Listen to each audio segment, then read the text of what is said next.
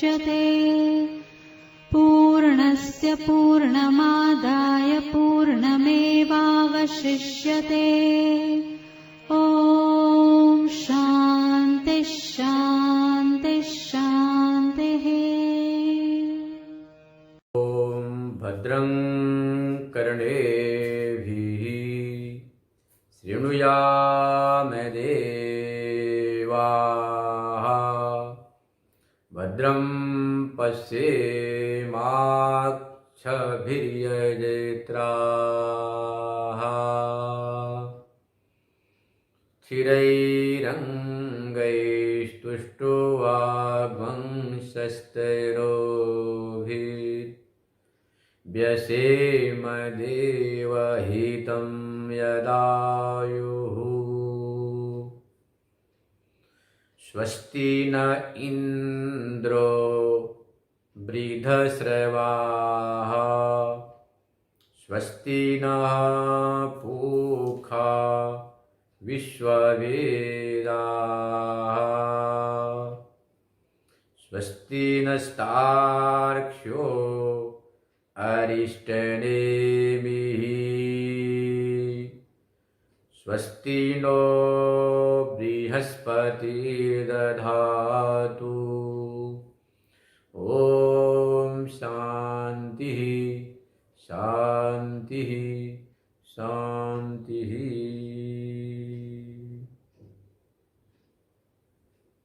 हम सभी लोग मुंबापुरी प्रेमपुरी आध्यात्मिक संस्थान में बैठकर वेदांत का स्मरण कर रहे हैं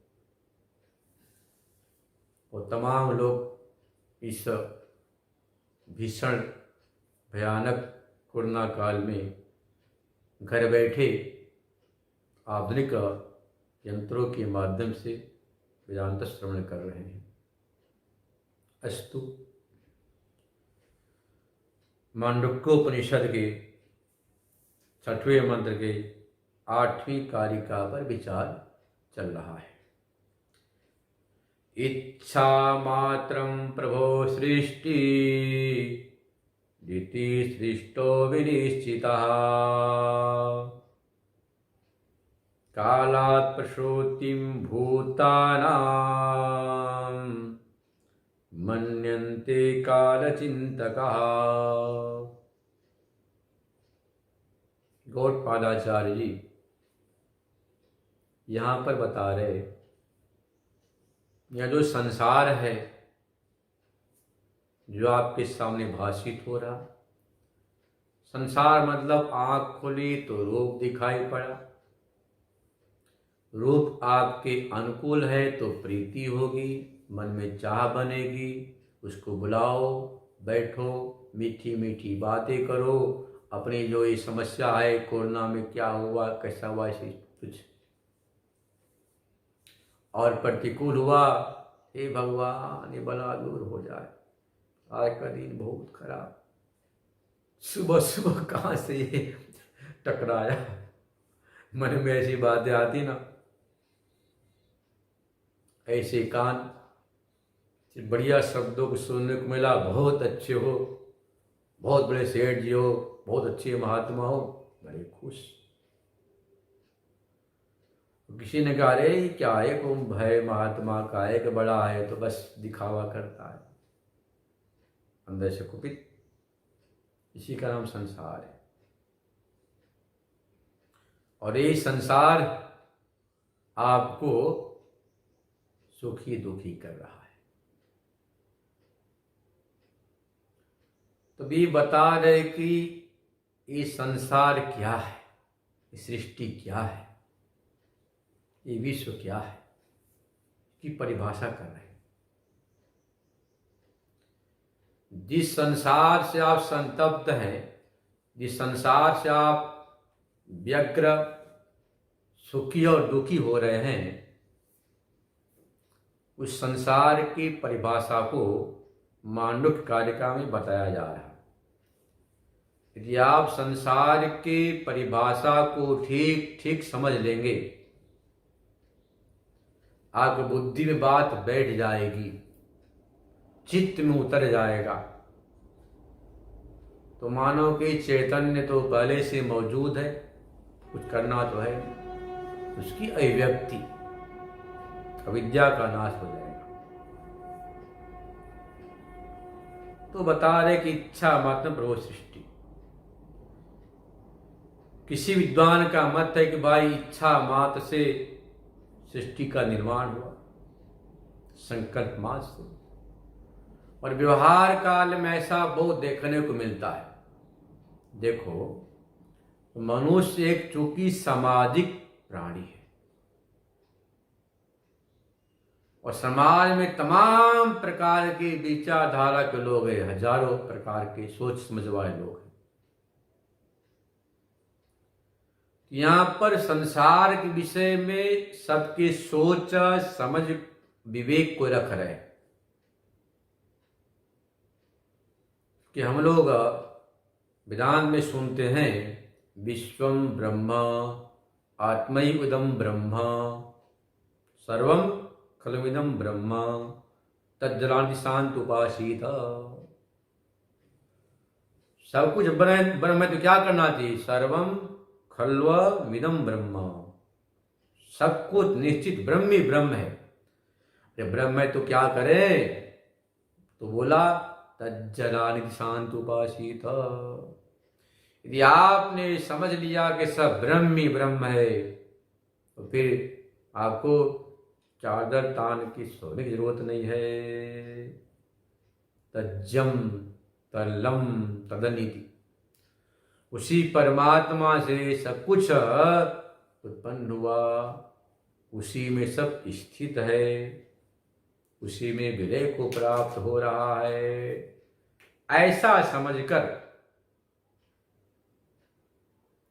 आपको इसका उपासना चिंतन करना चाहिए। उपासित चिंतन करो। उपासना बोलते हैं मानसिक चिंतन विशेषण उपासना है, याद रखना। उपासना बोलते हैं मानसिक चिंतन, जो धारा है उतने समय ने कि धारा, उसको उपासना कहते हैं। ऐसा आचार्य ने भाष्य में अर्थ किया है। मानसिक क्रिया विशेष मान लो, बाह्य क्रिया विशेष को तो हम कर्म कहते हैं, और यदि भगवत प्रीत्यर्थ हो गया तो उसको निष्काम कहेंगे, और दुनिया के प्रीति के लिए हुआ तो सकाम कहेंगे। दुनिया को खुश करने के लिए आप बिजनेस व्यवसाय कारोबार धन कमा रहे हैं, कारोबार कर रहे हैं, तो सकाम, उसका फल बंधन है। यदि आप उसी कर्म को करते भगवत प्रीत्यर्थ, भाई प्रारब्ध से शरीर मिला है, जो परमात्मा करवा रहा उसकी मैं सेवा कर रहा हूं, पूजा कर रहा हूं, अनंत विश्वात्मा प्रियंता हूं। हमारे सत्कर्म से परमात्मा प्रसन्न हो, इस भाव से करते हैं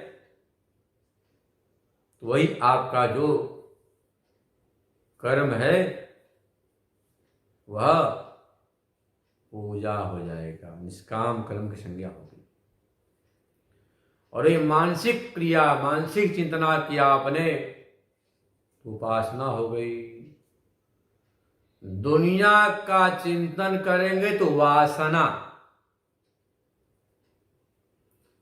यदि आप बैठे बैठे दुनियादारी के चिंतन करेंगे, वो कैसा है, बड़ा सुंदर, बड़ा अच्छा है, तो राग होगा, वासना बढ़ेगी।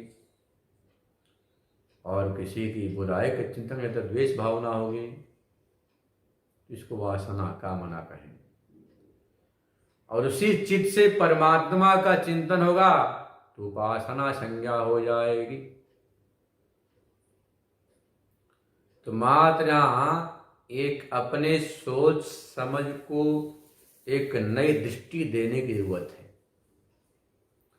सत्संग से, वेदांत श्रवण से ही होता है, आपको जीवन जीने की नई दृष्टि कला प्राप्त होती है। आपको रहना इसी संसार में है क्योंकि आप सामाजिक प्राणी हैं। अब भागवत में भाग कर जा भी नहीं सकते, भी सोच लो। कोई व्यक्ति आकाश से चिढ़ जाए, नाराज हो जाए, खूब गाली दे, भर पेट गाली दे दिन रात, ये आकाश तो बहुत काला है, तो ऐसा है तो वैसा है, मैं तुझमें नहीं रहना चाहता हूं, तो भागकर कहां जाएगा? जहां जाएगा वह पहले से आकाश मौजूद, और आकाश चिढ़ जाए तो भी कहीं फेंक नहीं सकता, फेंकेगा वहीं पर, वहां भी आकाश ही आकाश। यह जो विश्व ब्रह्म है, पूरा संसार ही ब्रह्म रूप है, तो आप इससे भागकर कहीं जा नहीं सकते। यह जो संसार है, ये बात आपको वहां सुनने को मिलती है, कहां पर? योग वासिष्ठ में। शिखरध्वज चुड़ाला के प्रसंग में बहुत बढ़िया से समझाया है योग वासिष्ठ में। शिखरध्वज की जो धर्मपत्नी चुड़ाला बहुत बड़ी ब्रह्म विदुषी थी, ब्रह्म ज्ञानी थी। मन में भावना हुआ कि हमारे पति को आत्मज्ञान हो, और बार बार कुंभ ऋषि का रूप बनाकर उन्हें आत्मज्ञान का उपदेश करती, बोलती कि ऐसी आत्मा है, इसका चिंतन करो, समस्याओं का समाधान होगा, आनंद की प्राप्ति होगी। तो उसने उपदेश दिया कि त्यागेन अमृतत्व मानसु, राजन त्याग करो, त्याग से अमृत की प्राप्ति होती है। राजा ने राजपाट छोड़ दिया, जंगल गए, कुटिया बनाई, वहां भी अपना कुटिया बना के नित्य क्रम प्रारंभ किया। ओम नमः शिवाय, नमः शिवाय, राम राम सीताराम शुरू कर दी। देखो भाई, मैं पक्षपात नहीं, सही बता रहा हूं। सारे मंत्रों के अलग अलग अर्थ हो सकते हैं। एक नमः शिवाय ऐसा शब्द है निष्पक्ष, शिव शब्द ऐसा है निष्पक्ष, शिव शब्द जिसमें कोई समाज का, किसी वर्ग का, किसी मजहब का, धर्म का कोई अनुबंध नहीं। शिव बोलते कल्याण, प्रत्येक प्राणी अपना कल्याण चाहता है, कल्याण हित, चाहे बच्चा हो, चाहे बूढ़ा हो, चाहे हिंदू हो, चाहे मुसलमान हो, चाहे सिख हो, चाहे जैन हो, सब कल्याण चाहते हैं। वही तो है ओम नमः शिवाय। मंत्र का अर्थ होता है प्रयोग संयुक्तार्थ स्मारकः मंत्रा भवन्ति, मंत्र की परिभाषा है। हम मंत्र किसे कहते, किसे समझते हैं? तो प्रयोग से संयुक्तार्थ हो, और द्रव्य देवता के स्मारक को हम मंत्र होता है। जैसे मान लीजिए अब क्या बोलते हैं, कर्पूर गौरम करुणावतारम संसार सारम भुजगेंद्रहारम।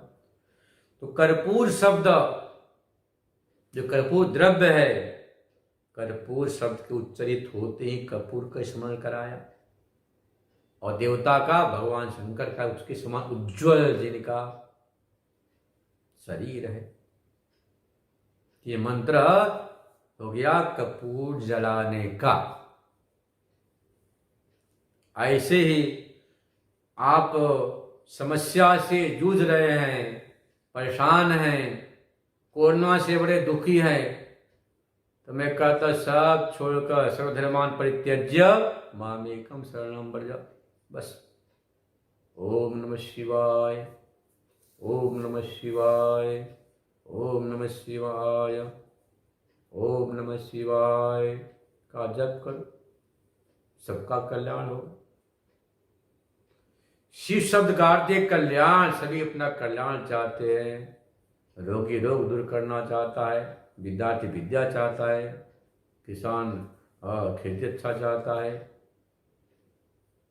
तो ओम नमः शिवाय ऐसा ये। तो देखो नारायण, यह जो संसार है,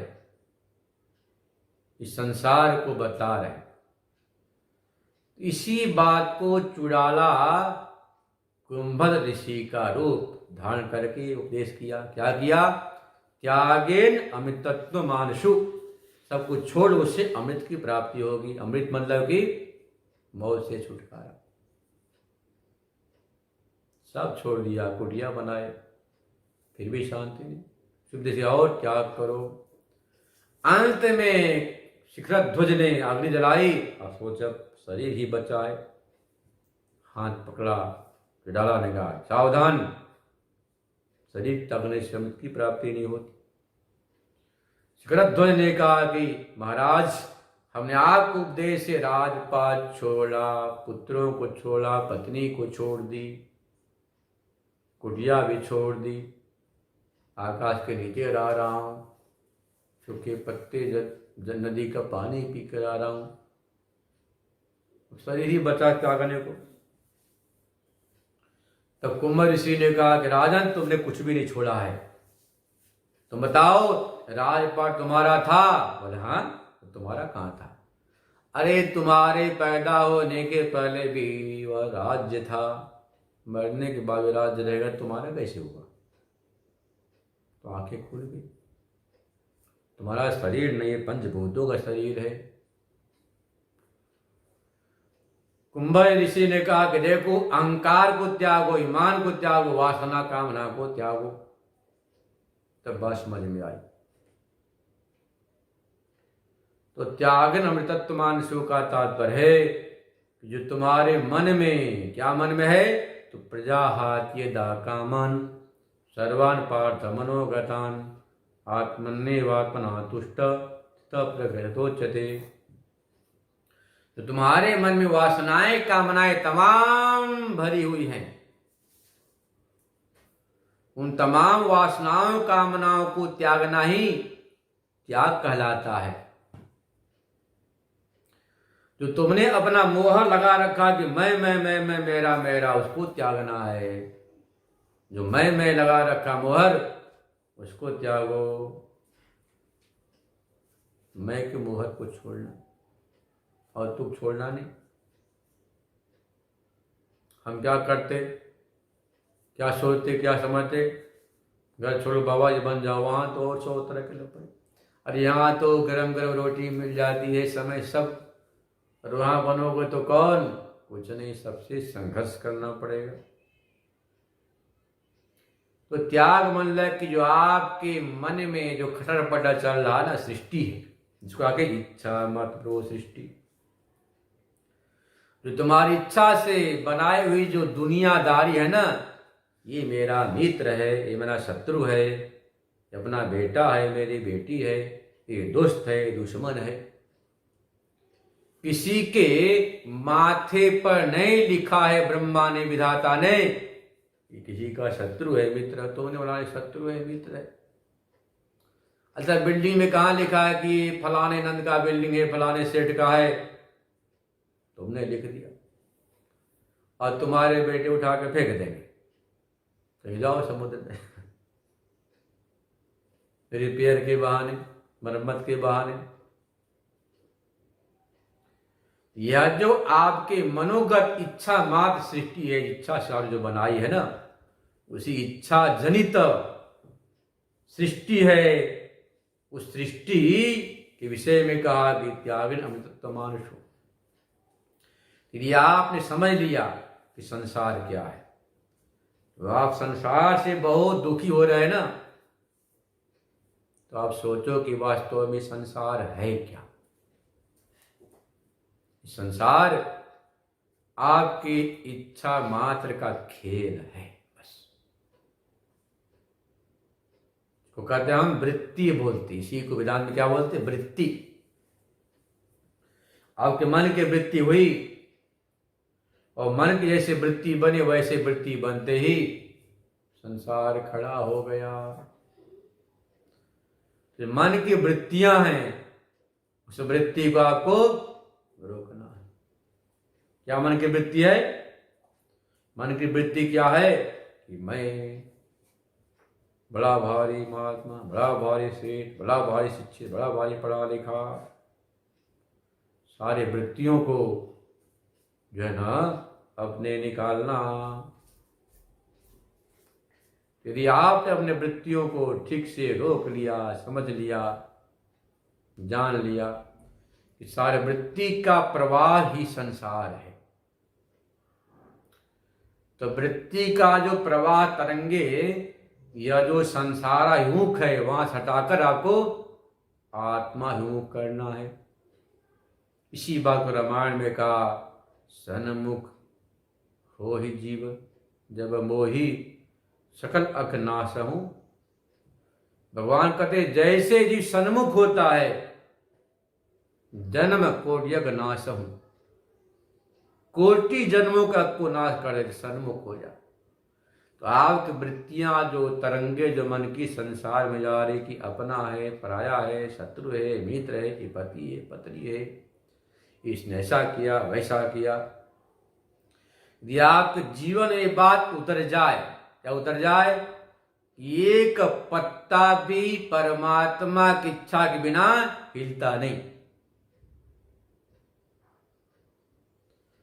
तो परमात्मा के बिना हिलता नहीं का तात्पर्य हुआ यह, ये सब परमात्मा के संकल्प से हो रहा है, परमात्मा की इच्छा से सब कुछ हो रहा है। तो प्रत्येक घटना को आप अधिष्ठान चेतन से जोड़कर देखने लग जाएंगे, सारी समस्या समाप्त।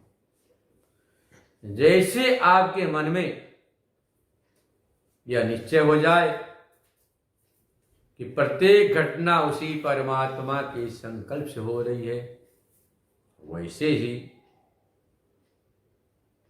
आपको अब किसी भी अनुकूल प्रतिकूल घटना से सुख दुख नहीं होगा। जो परमात्मा कर रहा उसकी जो मर्जी, उसकी इच्छा, सब कुछ परमात्मा कर रहा, परमात्मा के मर्जी से हो रहा है। जब यह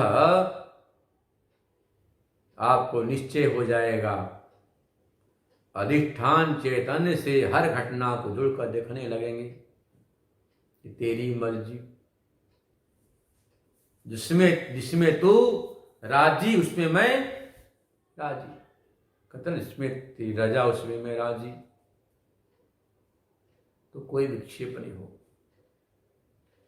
विक्षेप तब होता है जब हम अपनी मुहर लगा देते हैं।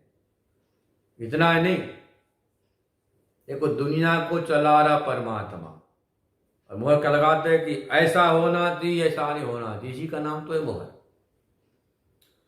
मतलब आप अपने दृष्टिकोण से दुनिया को चलाने का जो एक निष्फल कोशिश करते हैं, व्यर्थ की, यही कोशिश, यही सोच, यही समझ आपको दुखी करती है। संसार तो अपने ढंग से चल रहा, चलाने वाला चला रहा संसार को, तो चलाता हो क्या कहता है, हमें कर्तृत्व न कर्माणि, न मुझे मैं कर्तापन है, न मुझे में कर्म है, सब प्रकृति से चल रहा हो तो ऐसा कहता। और आप मुहर लगा देते हैं कि ऐसा हो ऐसा न हो। तो ऐसा हो ऐसा न हो जो आप यहाँ एक मुहर लगा देते हैं, ये सोच आपको पीड़ित करती है। मतलब कि आप सभी को बंदर बंदरियों के समान नाचता हुआ देखना पसंद करते हैं, है ना।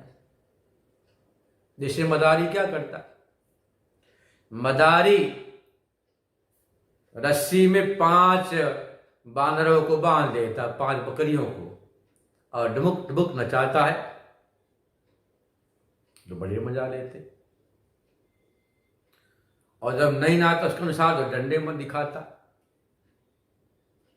ऐसे आप चाहते हैं कि संसार के लोग बस सबकी नकेल, सबकी रस्सी हमारे हाथ में हो, मैं जैसा कहूँ वैसा हो, जैसा मैं चाहूँ वैसा हो, सब मेरे मन मुताबिक करे। यही सोच समझ आपको दुखी कर रही। अरे मनुष्यों की बात जाने दो, जब कथन कि हमारे इतने प्यारे पुत्र है, प्यारी पत्नी है, लाला लाली हमारे बातें नहीं मानते, बड़े दुखी होते। आपकी बात एक मच्छर भी नहीं मानता है। मच्छर जहाँ कमरे में रहता है, एसी में रहता है, वो भी नहीं मानता है। आपको हे मच्छर देवता जरा 4 घंटा बाहर चले जाओ, सोने दो, मुझे तंग मत करो, तो मच्छर बताओ कि मानेगा? उससे पहले कान में आता करता है, तो सावधान, मुझे लाल लाल लाल मीठी पानी पीनी है ना? तो एक मच्छर भी छोटा सा प्राणी आपकी बात नहीं मानता तो आप क्या करते भाई बताओ? क्या करते हो? आप मच्छरदानी लगा लेते हैं। ये सब गुड नाइट फूड नाइट तो बहुत नुकसान करते शरीर को। क्या करते? मच्छरदानी लगा लिया। अब मच्छर एक नहीं 1000 घूमो, कोई फर्क नहीं पड़ता आपको, मस्त। ऐसे ही ये दुनिया वाले आपकी बात न माने तो खुश होना चाहिए, नाराज नहीं, जैसे प्रभु की इच्छा। पर होता यही कि हम जो है ना पूरे संसार को अपने मुट्ठी में रखकर नचाना चाहते हैं। और सबकी सोच ऐसी भी है कि बच्चा भी चाहता है कि पापा और मम्मी मेरी बात माने, मेरी फरमाइश मानते जाएं। ऐसे ही पिता चाहता है कि हमारी बात माने बेटा, पति चाहता है कि हमारी बात पत्नी माने, पत्नी चाहती है हमारी बात पति माने। सब एक दूसरे को मनवाने में लगे हैं, कोई मानने को तैयार नहीं। सारी समस्याओं की जड़ ये है ना। समस्याओं का जड़ कहां छुपा है? तमाम समस्याओं का जड़ छुपा है।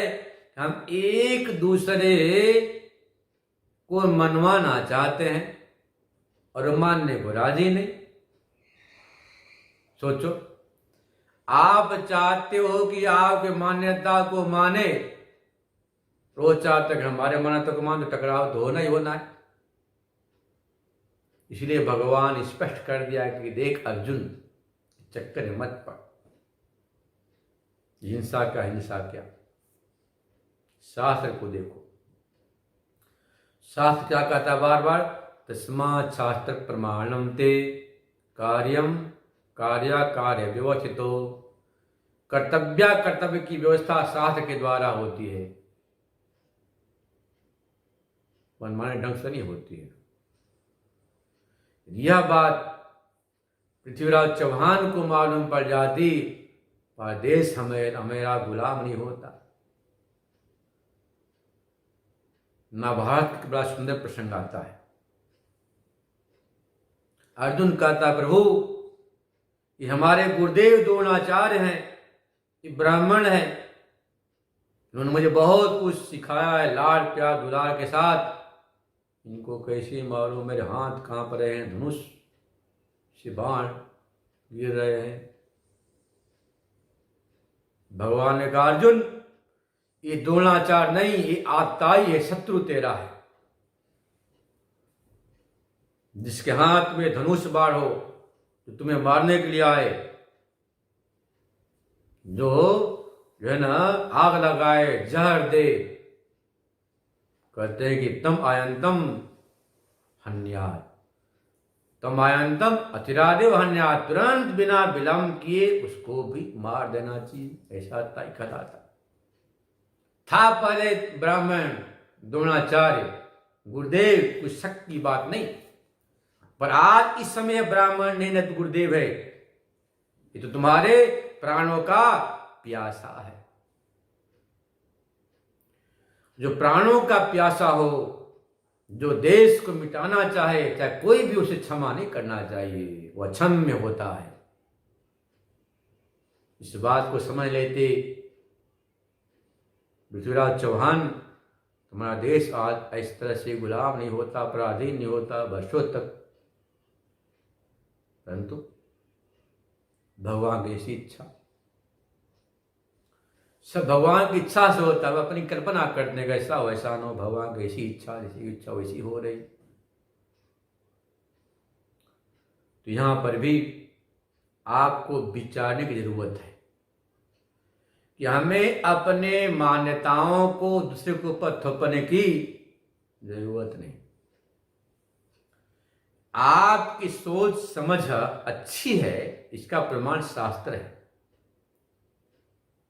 पर शास्त्र यह भी कहता है कि भाई किसी को उपदेश करो, मान ले अच्छी बात है, न माने उसकी इच्छा।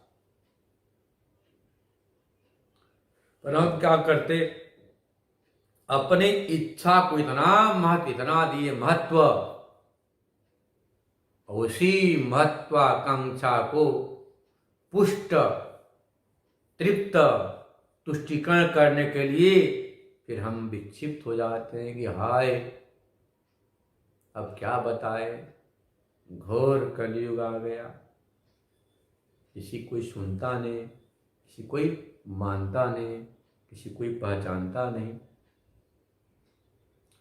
मतलब पहले तो इच्छा से संसार खड़ा कर लिया, मैं हूँ बड़ा भारी महान आदमी, लड़का घर का सेठ, घर की मालकिन, मैं मठाधीश, फलानाधीश, विद्वान ब्राह्मण, सबसे महान हूँ, लोग मुझे नहीं समझते मैं कैसा हूँ, मेरी लोग कीमत नहीं करते। इच्छा से आपने अपने महत्वाकांक्षा को बढ़ा लिया। जब महत्वाकांक्षा जब पुष्ट नहीं होती, तृप्त नहीं होती, तुष्टिकरण नहीं होता, पुष्टिकरण नहीं होता है, तब क्या कहते हैं कि घोर कलयुग आ गया। इसी को बोल रहे नीचे, कालात् पशोतिम भूतानाम मन्यन्ते काल चिंतका। अब आगे काल चिंतक, अरे भाई घोर कलयुग आ गया, और इस घोर कलयुग में ये जीवात्मा ऐसे ही है, जीवात्मा ऐसे ही है, कोई किसी की बात सुनने को राजी नहीं, सब अपनी बात सुनाना चाहते पर कोई सुनने को तैयार नहीं। ये घोर कलयुग है। कल तक जो हमारे पैरों तले बैठता था, सेवा करता था, आज तो हमारे सिर पर बैठना चाहता है। घोर कलयुग। तो काल चिंतक क्या करते हैं, कालक पशुति भूतानाम, ये पूरा संसार कालक्रम से निर्मित है। सृष्टि कारण क्या काल है। वे कहते हैं कि देखो भाइयों, सर्दी में सर्दी लगती है,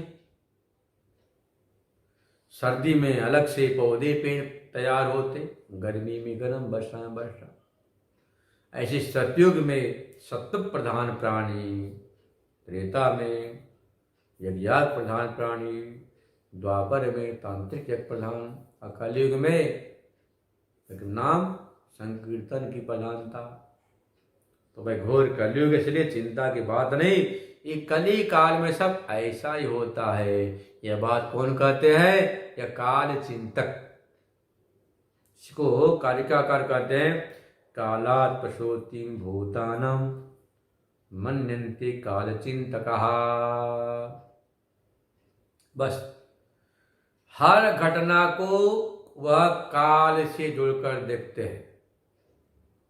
याद रखना, अपना सिद्धांत क्या है कि प्रत्येक घटना परमात्मा से जोड़कर देखना। आप कर्मकांड अपने घर में कर्मकांड करवाते हैं, कर्मकांड में क्या होता है, विनियोग, मतलब संबंध जोड़ना। इस क्रिया को फलाने देवता से मैं जोड़ रहा हूं, संबंध स्थापित कर रहा हूं। संबंध बनाने का नाम विनियोग है। जल छोड़ के नीचे ना, इति विनियोग अमुक देवता प्रत्यर्थे विनियोग। वो क्या कहते हैं, काल चिंतक सब घटना काल से, अरे भाई ऐसा काल आ गया, समय खराब चला। जब जरासंध हो गया पराजित, तो क्या बोला कि हमारे प्रतिकूल काल है, अनुकूल होगा तो हम विजयी हो जाएंगे। तो काल चिंतक प्रत्येक घटना को काल से जोड़कर देखते हैं कि सब ग्रह नक्षत्र, ये ज्योतिष, इनके कारण से घटना घट गई। विचार करो, भगवान तो कालों का काल महाकाल है, उसके एक नाम क्या, महाकाल। कोई भी पिता अपने पुत्र की वध नहीं करता है, पुत्र पुत्री का कभी वध नहीं करता, कल्याण का जैसा भी पिता। तो परमात्मा क्या, कालो काल महाकाल है। तो महाकाल की शरण में जाएंगे कि आपका काल कुछ नहीं बिगाड़ सकता। ये तो वेदांत सिद्धांत हुआ। और कुछ क्या कहते हैं विद्वान कि काल प्रसोति भूतानम मनन्ति काल चिंतका, जो मानते हैं कि यह जो संसार है वह क्या है कि काल के द्वारा निर्मित है, सृष्टि काल से खड़ी है। अनुकूल समय आने पर सब अपने अनुकूल हो जाते हैं, यह भी बात अनुभव में उतरती है। जब भी एक चिंतक का विचार ऐसा विषय है। विद्वान ने अपना अनुभव लिखा कि सब कुछ काल से वह भी सुनने को देखने को मिलता है।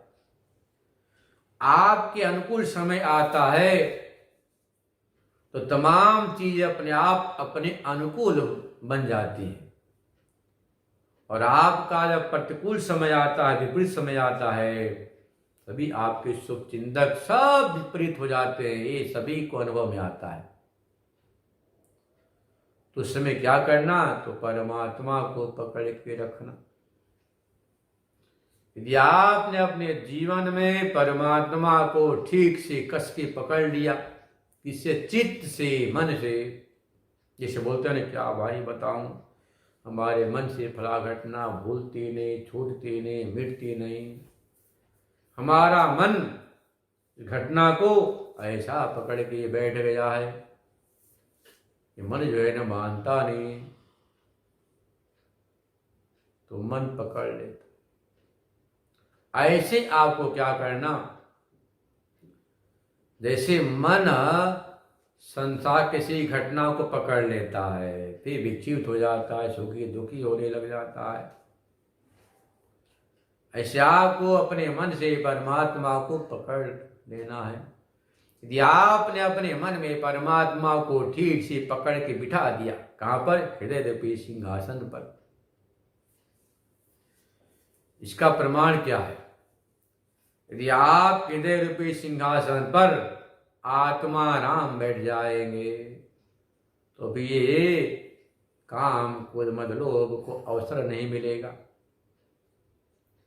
जो आप अपने कामनाओं को पूरा करने के लिए परेशान हो रहे, सुखी दुखी, ये सब नहीं होगा। पर कब होगा, यदि आपने अपने अंतःकरण हृदय रूपी सिंहासन पर परमात्मा को बिठा दिया। यदि आप हृदय रूपी सिंहासन पर, कामदेव का शासन होगा, क्रोध देव का, लोभ देव का, तो फिर आप सुखी दुखी होते रहेंगे। जहाँ विचार करने की बात है,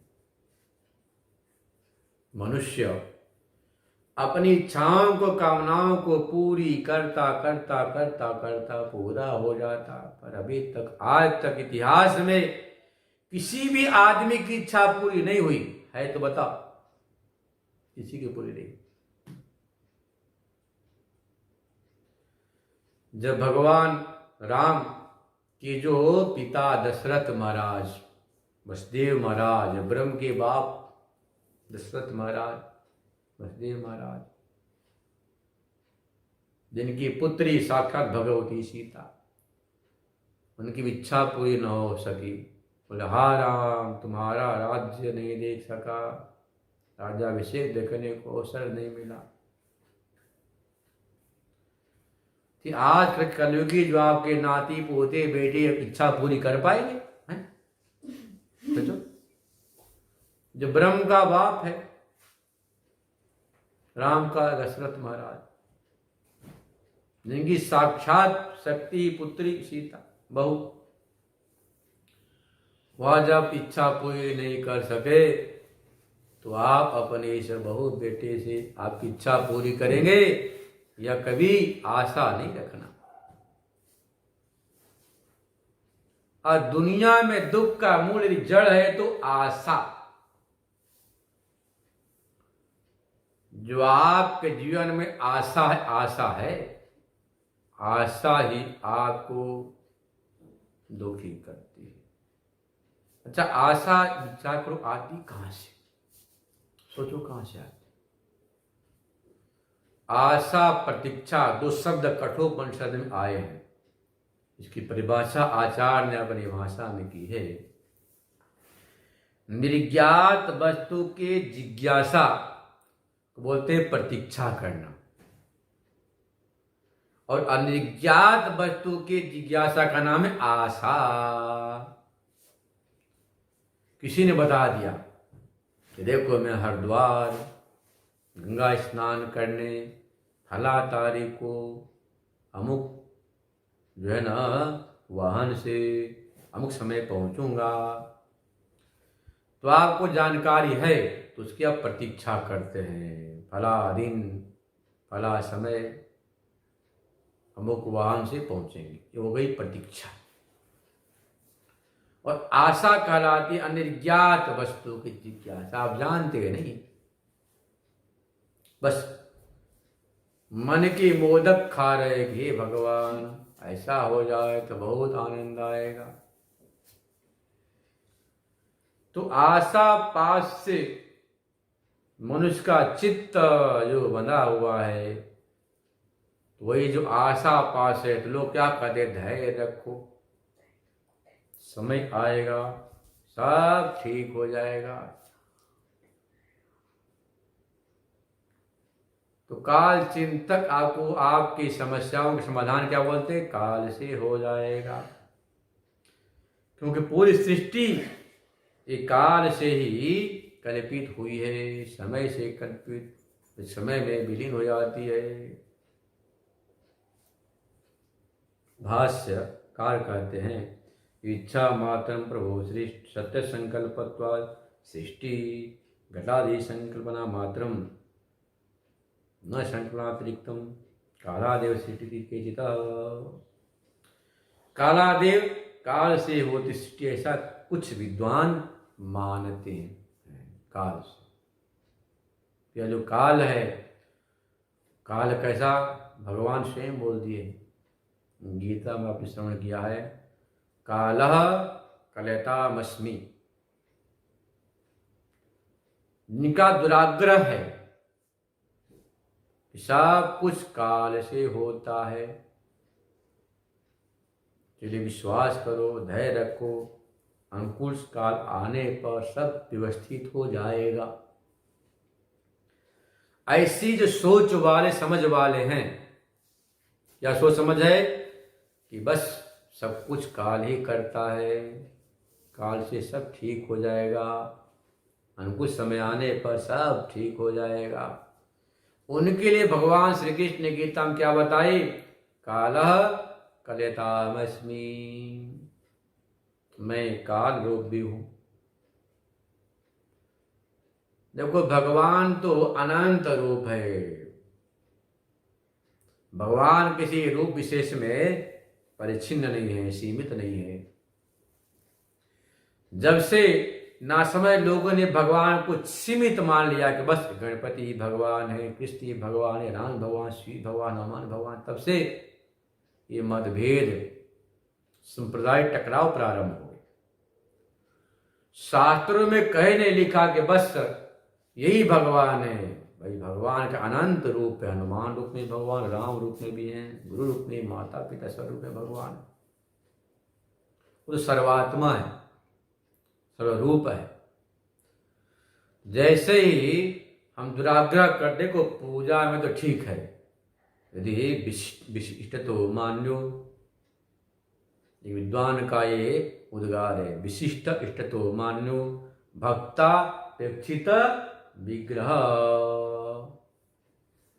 भक्तों की अपेक्षा से विशिष्ट इष्ट को तो मानना आवश्यक है। अपने मन को लगाने के लिए कोई राम को स्वीकार किए, कोई कृष्ण को, कोई श्याम को, कोई शिव को, कोई गुरु को, कोई माता, कोई पिता को, अच्छी बात है।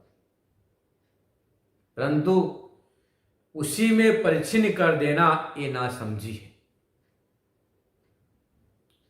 परिच्छिन्नता से फिर आप आगे नहीं बढ़ पाते, वहीं तक रह जाते हैं। तो भगवान जो लोग बोलते सब कुछ काल है, तो वहाँ क्या बोलते, काला कलयतामस्मि, चिंता मत करो, तुम्हारे लिए मैं काल रूप से तुम्हारे अनुकूल फलों को मैं ही प्रदान करूंगा। तो जो भगवान है सर्वस्वरूप है, बस हम अपने सोच समझ को, दृष्टिकोण को बदलें। इसे बदलेंगे सत्संग से। जैसे कुबुद्धि कुसंगति से होती, वैसे सत्संगति से सद्बुद्धि आती है। जिनमें सद्बुद्धि आ गई तो फिर सब कुछ आ जाता है। शेष कल श्रवण करेंगे। ओम पूर्णमदः पूर्णमिदं